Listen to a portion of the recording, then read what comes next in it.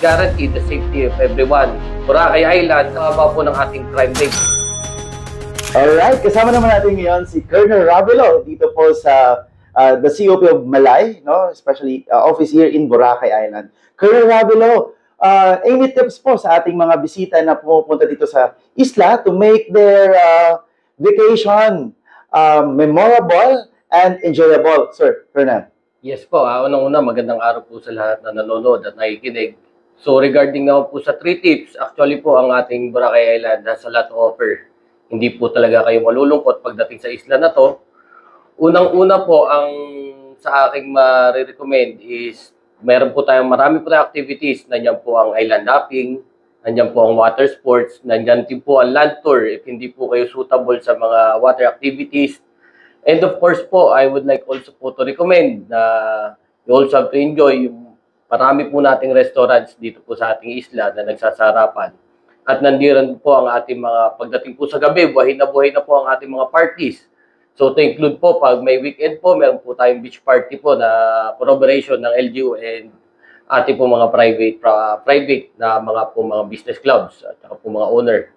So, ensured po na pag pumunta po kayo dito, mag-i-enjoy po kayo at may masaya po ang inyong family, whether you be for family po kayo, mag-asawa, or magbabarkada, rest assured po na mag-i-enjoy po kayo dito sa Boracay. And lastly po, no, I will also po ensure and guarantee the safety of everyone dito po sa ating Boracay Island as well as sa ating po mainland. Napakababa po ng ating crime rate. This place po is generally peaceful. But nevertheless po, I also give you some tips para po mas lalo po na maiwasan ang any kind of incidents na nagtatransfer po paminsan-minsan po sa area natin. Because po, ang safety, it is a shared responsibility. First, kailangan nyo rin po na pahalagaan ang inyong pong mga gamit. Huwag nyo pong iwan kung saan-saan, lalo na po pag kayo ay naliligo. Pangalawa po, maaari po kayo mag-check sa mga website, sa mga mga prices. Pwede na po kayo ahead of time mag-check po kung magkano po ang mga maaari nyo magastos.